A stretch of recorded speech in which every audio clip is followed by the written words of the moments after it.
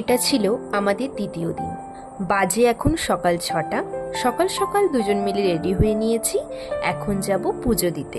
তো আমরা এখন পুজো দিয়ে চলে এসেছি। তোমরা তো জানো ওখানে ফোন অ্যালাউ করে না, তাই আমরা কোনো ভিডিও করতে পারিনি। এখন আমরা রুম চলে এসেছি, এবার আমরা ব্রেকফাস্ট করে নেবো।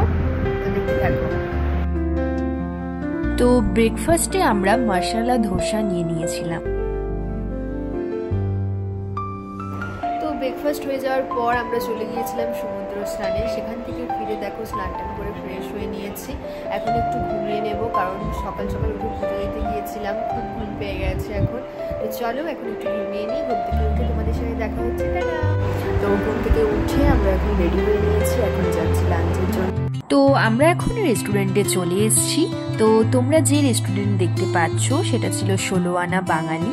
পুরীতে এলে আমরা এখানেই লাঞ্চ করি। চলো এখন খাবার অর্ডার দেওয়া যাক।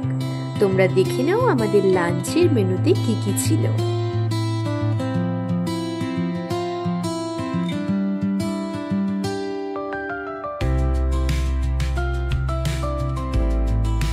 লাঞ্চ করে নিয়ে আমরা এখন বেরিয়ে পড়েছি কোণারকের পথে। তো পুরী থেকে কোণারকের দূরত্ব প্রায় 1 ঘন্টা মতো লাগে। তো চলো এখন যাওয়া যাক।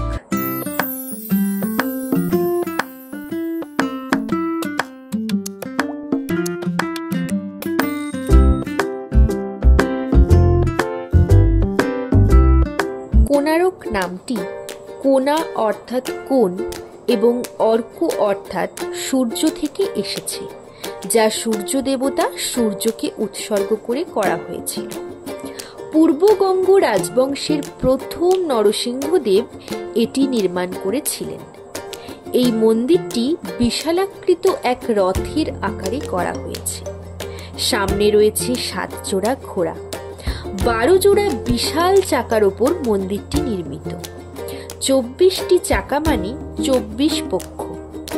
প্রতিটি চাকা এক একটি সূর্য ঘড়ি।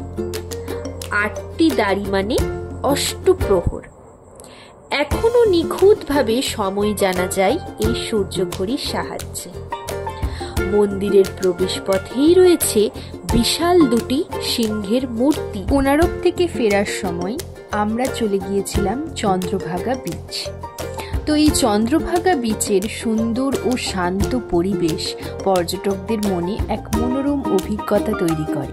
পরন্ত বিকেলে এই চন্দ্রভাগা সমুদ্র সৈকতের কি অপূর্ব দৃশ্য আমরা দেখতে পেলাম, তোমরা দেখে নাও। সমুদ্র সৈকতে কিছুক্ষণ থাকার পর আমরা এখন পুরীর পথে রওনা দিয়ে দিয়েছি। তো চলো এখন পুরীর দিকে যাওয়া যাক।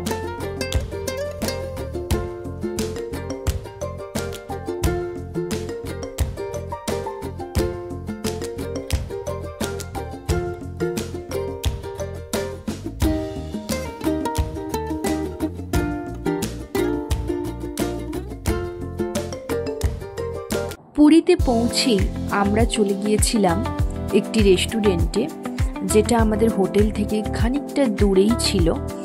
এটা একদম সমুদ্রের ধারেই রয়েছে, আর সি ফুডের জন্য একটি ফেমাস রেস্টুরেন্টও বলতে পারো।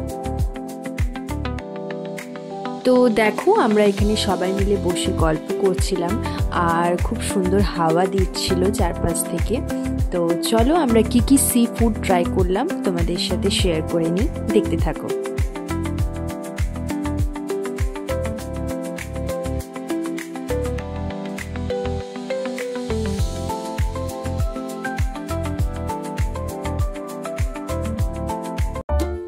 তো রুমে ফিরে আর সেভাবে ব্লগ কন্টিনিউ করে উঠতে পারিনি। এটা ছিল আমাদের পুরীর 3য় দিন। পুরীতে আমরা 2 দিনের জন্যই হোটেলটি বুক করেছিলাম, আর 3য় দিন মানে আজকের দিনের জন্য যে হোটেলটি বুক করা হয়েছে সেখানে যাওয়ার জন্যই সকাল সকাল আমরা বেরিয়ে পড়েছি সবাই মিলে।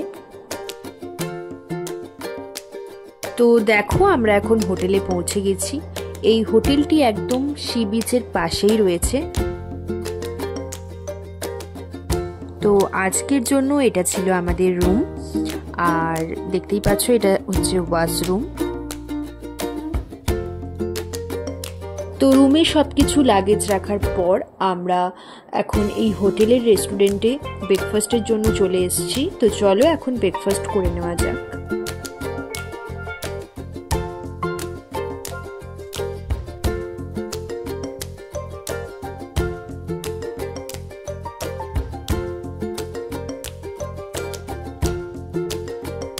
ব্রেকফাস্টের পর কিছুক্ষণ রেস্ট নিয়ে আমরা এখন ফুল টাইম এনজয়ের জন্য চলে এসেছি। তারপর আমরা ফ্রেশ হয়ে নিয়ে চলে গিয়েছিলাম লাঞ্চের জন্য। লাঞ্চ করে ফিরে এসে আমার খুব আইসক্রিম খেতে ইচ্ছে করছিল, সেজন্য আমি রুমেই একটু আইসক্রিম অর্ডার করে দিয়েছিলাম। কিছুক্ষণ রেস্ট নেওয়ার পর আমরা বিকেলের দিকে দুজন মিলে একটু সি বিচের ধারে গিয়েছিলাম। বিচটি বেশ সুন্দর ছিল। বিকেল বেলায় সমুদ্রের ধারে দুজন মিলে একান্তে খুব সুন্দর কিছু সময় উপভোগ করলাম। সন্ধেবেলা সবাই মিলে গিয়েছিলাম পুরী মার্কেট। ফিরতে ফিরতে বেশ রাত হয়ে গিয়েছিল, তবে আজকের আমাদের ডিনারটা একটু অন্যরকম ছিল। তো চলো আমরা এখন ডিনার করে নিই। তবে ব্লগটা ভালো লাগলে কিন্তু লাইক, কমেন্ট আর শেয়ার করতে একদম ভুলো না। তো আজকের মতো আমার ব্লগটা আমি এখানেই শেষ করছি। Tata, by.